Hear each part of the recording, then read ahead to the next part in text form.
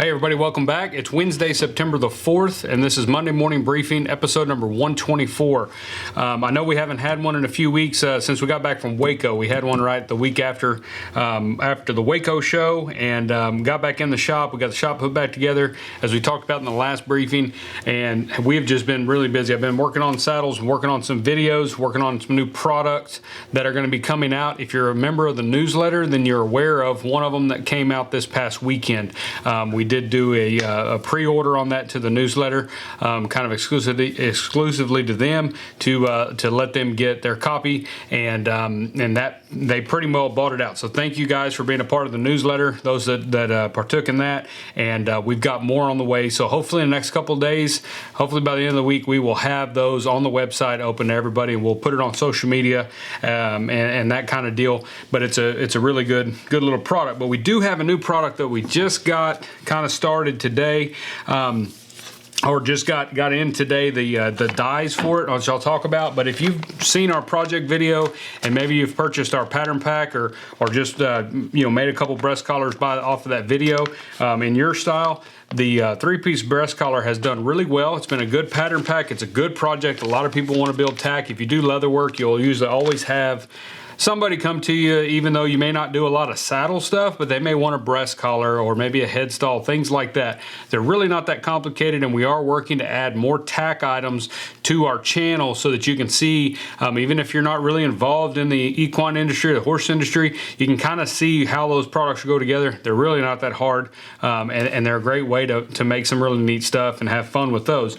But one thing I wanted to go ahead and have made, I've been making that breast collar for 20 years, I guess. Probably 18 years ago we designed that breast collar, modified it some over the years, but I have hand cut every one of them out for every saddle that we've built. And so I finally took the time to have the dies made, since I had already had the pattern pack created. I had the line art basically of the shapes that I needed dies for, so it made it real easy just to send that to Texas Custom Die.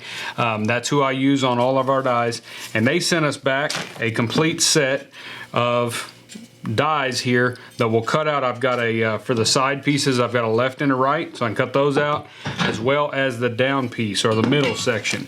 So we have, since I've got the dies, obviously if I can, I'm going to offer you guys material packs. If you're wanting to make breast collars and you don't want to have to cut all these pieces out by hand, we are offering these. They're already on the website. You can go on there and check them out in the material packs menu there on our online store. We've got them in both rough out as well as slick or smooth out. I think I call them smooth out on the website. If you are planning on tooling these, you will probably be fine getting either one, right? If we're out of one, you can probably make do with the other.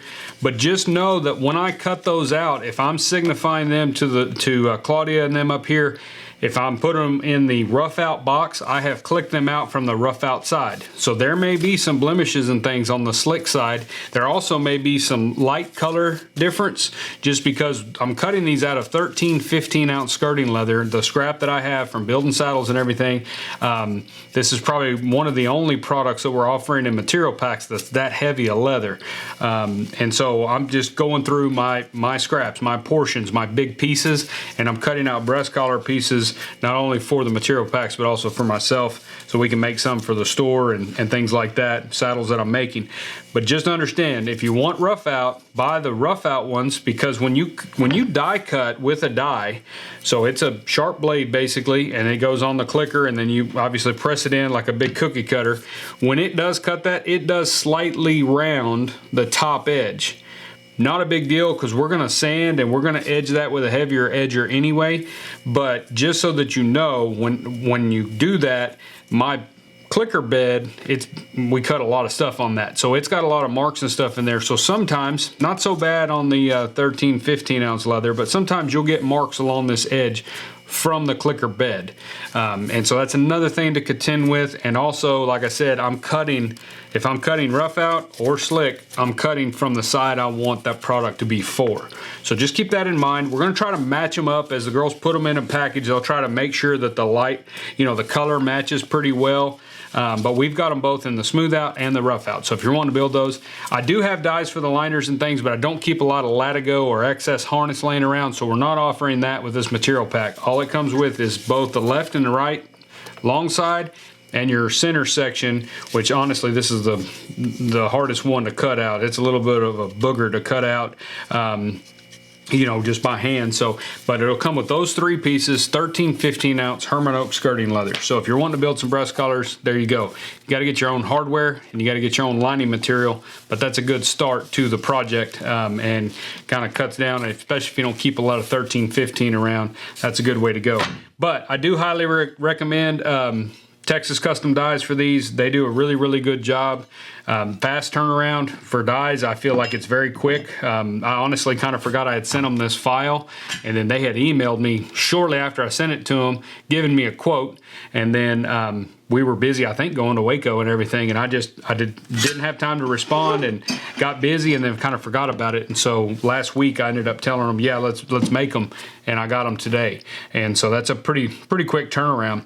But anyway, those are on there. That's a new project. Like I said, we've got a couple cool products that I'm working on. Some of y'all have come by the shop to visit. I've had a few visitors the last couple weeks, and I've told them the one product that we're doing is going to be kind of new and different. It's going to be a little different than our normal pattern pack, so to speak, and so we're trying to wrap that up. But before we get too far, I want to mention this little product right here. I got a good friend, Kenneth, that made this. He's got a 3D printer. He's got all kinds of cool toys, lasers, and all kinds of things. We were talking at Waco and just kind of visiting, and he came home from that show, and then I guess from a conversation we had or something, he ended up coming up and designing this product right here, which I am calling my edge slicking caddy. And that's what he made this for. So it's got a cup right here for your water, a little spot there for a couple daubers. If you wanted a few of them in there, it'll hold probably 2 or 3 of them. A little spot right here for a slicking rag, your canvas that we talked about, and then your soap, your saddle soap can go right in there. You could probably put other stuff in there. If you want to use Tocono, you probably put some of that in there and then use a dauber for that as the application. But that is really cool, and he sent that to me as a gift. I don't know enough about 3D printing to know fast turnaround or how, you know, that kind of deal, so I don't know if we'll be able to offer those, but that's really neat. And if you're out there and you're working with 3D printers and leathercraft, which I think is amazing because you're bringing technology and the old craft together and finding new ways to bring those together in an application that actually makes your job easier, potentially on both ends. But I know of a couple guys that are using 3D printers for creating forms and different things like that for their leather work, and it's just really neat. I'm kind of interested in it. I don't have a lot of time to learn a whole new technology or skill, but maybe one of these days we'll get one of those in there. As you know, the laser hasn't moved in 4 years, so we're a little slow when it comes to actually integrating any kind of super new technology into what we do. But I want to thank Kenneth for that. I think it's really, really cool. We'll keep y'all posted if we end up with a little mess of these that we can sell. We'll let y'all know probably through the newsletter, so be sure to sign up for that. What else I've been working on in the shop is just, like I've told y'all before, we're getting into Christmas season. So with Christmas season, you know, nobody wants to think about it really in August, but we really need to start thinking about it kind of in August, because September's here. I know some people that open their books that have told me recently that they open them, you know, mid-August or so, and they're already closed. Their books are closed because they know what they can do before Christmas, and they just cut it off. And so that with custom orders, you got to be real careful with that, because it's real easy to take too many orders, as we've talked about many years in the past, throughout the years, I guess, of us being here and doing the Monday videos. We've always talked about this time of the year is don't take so much that you're up till midnight, you know, Christmas Eve trying to finish stuff, because that ruins, you know, your Christmas, potentially customers' Christmases. So you want to try to take a fair amount, take what you can do, and then over deliver, right? But one thing you can do to kind of add to that and maybe kind of slow down the amount of custom work that you're getting is just to build a lot, not a lot, but build some inventory depending on what your setting is. If you got a retail store, probably going to want to build a pretty good amount of inventory. If you go into a few shows right before Christmas, you can kind of gauge how much you want to build there. Or if you're just putting some stuff on Instagram to kind of see if anybody's looking for those last minute gifts or stocking stuffers. So all great things. So one thing that I always recommend, and what we've been doing, is we take a I'll take a box and I just cut. As I'm cutting for you guys, a lot of times I'm cutting extra stuff. I'll cut something that maybe I don't think is good enough for material pack, just because it's got a mark that I know I can hide with my floral, or I'm gonna maybe dye it black or something else specific. I'll throw it in a box and then we'll just have it there. And when I get downtime in the shop, which doesn't happen a whole lot, but when I do, I'll go ahead and start tooling some of those pieces. And I've got a little stack of knife sheaths here. I've got like 6 of them. I try to do things in batches. So I've got some here with a new little pattern that I'm going to be doing on some knife sheaths, and so I've got those sitting there. When I get them in it, or I'm waiting on glue to dry on a saddle, I can tool a knife sheath, something like that. Then once I've got that stuff tooled, I have another box down here that I will take that stuff, and then I may have, have a little bit extra time. I'll go ahead and oil it and antique it, throw that in the box. I've got a bunch of little products in here, just little pieces and different things.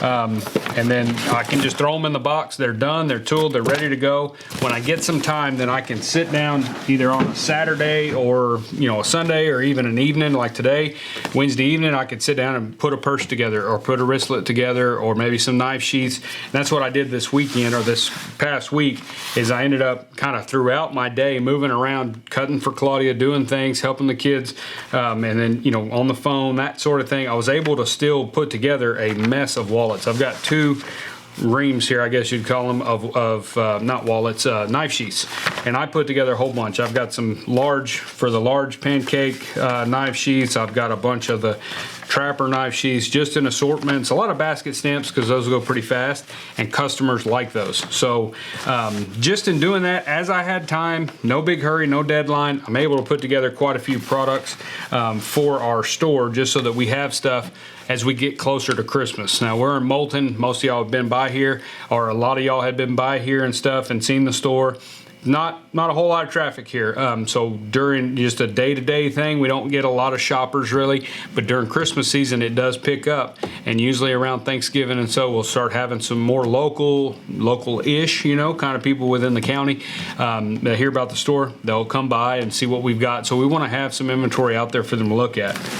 And so I'll work on that.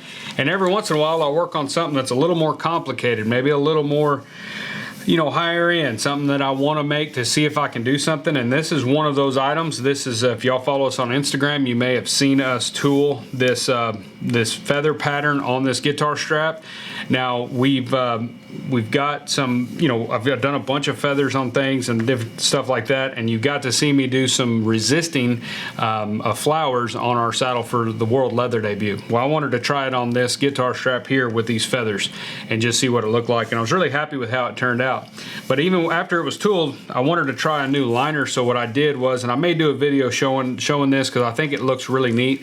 Not sure if you can see it in the video, but I lined it with a fairly thin, probably a 3-ounce black shaft leather that I got from Aaron at Maker's Leather Supply. I cut it extra wide, so maybe, I don't know, 3/8 or a 1/2 inch, something like that, all the way around the guitar strap. Then I ran it through our bell skiver and thinned that edge down just enough to where I could roll that edge. So basically I rolled the liner edge all the way around, and then we set the actual guitar strap with the edges slicked and everything, set that on top, and then sewed it. I think it gave it a real nice look. It looks really clean, just something kind of fun. So that one, like I said, there's a lot more work involved. It won't be a really cheap, guitar strap, but it'll be a nice higher end item that will hang in the store.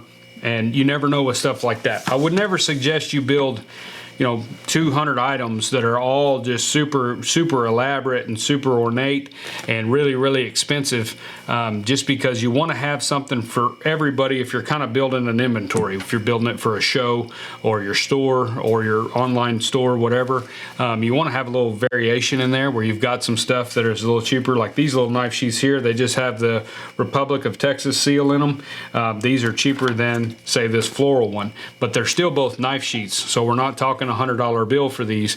So if somebody comes in and just wants to get something for their dad or their brother or whatever, they can spend $30 to $50 on a knife sheath, and that gives them an item as a gift item for Christmas and that kind of stuff. So that's always kind of fun to look at. But yeah, we're in the Christmas season, so if you're getting ready and that kind of deal, if you're tooling a knife sheath for a customer, tool a couple extra ones and then just pitch them in a box, and you'd be surprised how much inventory you can build over over a few weeks, just doing them as you can and adding to that. And it's a lot of fun. Like I said, a lot of you, I'll have your books open. You're taking Christmas orders. You maybe have people already calling, trying to get in, thinking you might be closed already. I think we talk about it every year, but I think we used to historically close our books about mid-October was usually when we closed them, and that was probably a little too late, just because of the flow we had coming in. If you got plenty of time, plenty of space in your schedule, so I know some people that take orders all the way up until after Thanksgiving, just because they kind of get an order and do it right then. They stay real consistent. I've never been able to do that, so you got to kind of figure out what works for you. As far as this past weekend, I wasn't in here at all Saturday, Sunday, or Monday. My kids have a chicken egg business, so they sell eggs mainly to a few little people here in town that some folks, some ladies and stuff that'll buy some eggs from them here and there, but they haven't been really marketing that or really working on it, and we don't push them hard on it. I just want them to kind of learn some of business and that kind of thing, so we're just kind of letting them have fun. But we have talked about for like a year about doing an egg stand, a little mobile egg stand that we could set out on the boardwalk, self-serve kind of situation. You've probably seen them on Instagram. There's some ladies doing those, and thought that would be perfect for our situation out here and in this little town. So we worked on that. If you follow us on Instagram, you may have seen us working on that. We drew it up Saturday morning. We went and got material, and we finished it Monday at about noon. We got it all painted and everything. And then this morning we got here, and my daughter and I, my son had a dentist appointment. My daughter and I got together, and we did all the chalkboard deal on these sandwich boards here for outside on the boardwalk. So they're really excited. They kind of opened today. We were waiting on a cash box and some other things from Amazon, but they brought eggs and wanted to open, so they opened and sat out there watching everybody and seeing who was going to buy eggs and stuff like that. So they're excited, and so we're going to have that. So if you come by, there will be an egg stand there on the porch. We'll put final pictures of it up once we get it all done. One quick thing too. If those of y'all that have been wanting wool skin pads, I put a bunch of them on this weekend or before this weekend. They are on there. I didn't put anything on Instagram just so hopefully, everybody that wants some would stumble on them maybe. I don't know. I feel bad because they sell out really, really quickly, but right now there's some on there. If you're needing some of these, they're in the material packs page. They're on the online store. You can certainly grab some of those. We'll try to keep some more of those coming. I got a bunch of sheepskin the other day, and we cut it all up, and the kids packaged it up. So if you need some, there's some on there right now. We did have a new video come out. I think last week we did it, but it was the on how to prepare a new canvas for your slicking rag setup, whether you've got a cool caddy like this or you just got your little cup or something with your stuff in there. How to get a brand new canvas to kind of get seasoned in. So go check that video out. I think it's it's a good, just a little tip video real quick, but I just wanted to kind of do one just to show you kind of what I do. You don't really have to do that, but I find that it really works good to kind of get that canvas broke in and kind of seasoned up and getting it on its way to working well. Because I'll tell you, when these things get old like this, they really, really work well. It seems like you can slick an edge a lot faster than you can with a new one. It just kind of helps speed that process up a little bit. So you can go check that video out and see kind of how I did that with some saddle soap. As far as podcasts, we do have a new one. I was supposed to post it last week and just lost track of time. So we will post that tomorrow. It's with a really good gentleman, and we enjoyed the conversation with him. We've got another one coming in after that, and going to try to get a whole bunch more in the pipeline. We're trying to schedule up some new interviews and things like that and kind of keep that rolling. I know a lot of you guys have listened to all the episodes we have. If you didn't know we had a podcast, it's called Lost Trade. You can find that on Apple or Spotify, or you can just go to our website, dgsaddlery.com, and click on podcast, and you can see all the ones there that we have. Outside of that, I've been working on saddles. I've gotten some repairs done, and out of here I've got one or two more that I need to work on that are kind of heavy as far as what we're doing to them. So we've got those saddles washed and they're back there, and then I've got a couple more started over here. We've been trying to do a few little reels here and there. We did some tooling reels a week or so back. I'm trying to add a little bit of that. Seems like everybody really enjoys that. Might do some more smaller tip video type things on Instagram for those of y'all that mainly are there and like just watching watching short little, tip videos and things on construction or sewing or saddle construction, something like that. We're going to try to start adding some more stuff on there.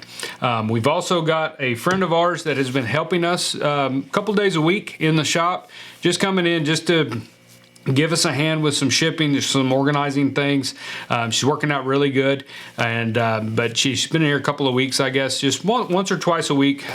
Kids back at school, so she's got a little time, and her and my wife are big time buddies, so they're hanging out. And like I said, we've got the shipping area. It keeps expanding. I told Claudia, I said we're going to need more space at some point because she wants to buy a couple more sewing machines for her bags and things. But her and her friend just expanded the shipping area just a little bit, so I'm not sure where I'm going to fit any more machines in here. So, but we are limited on the space we got, and that's what we got. So we'll deal with that as it happens. But right now everything's working out really good, and we've got all the material packs in stock, I believe. If we do run out of something, just check back the next day, because usually if I catch it, I'll make sure I got material and I'll add more on there so we don't run low or run out of certain things. And as far as the pattern packs, I know Claudia said, just an update for you guys if y'all have an order that's waiting. I know we were out of, she said we ran out of golf ball sleeves, and there was another one.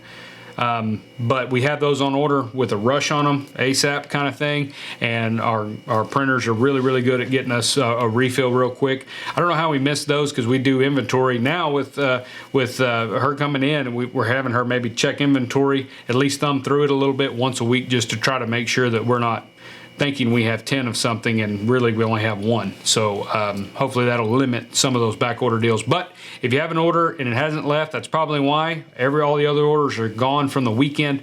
We got all of those out. If you ever have any trouble, don't hesitate to give us a call at the shop or shoot us an email, and we will get that taken care of for you.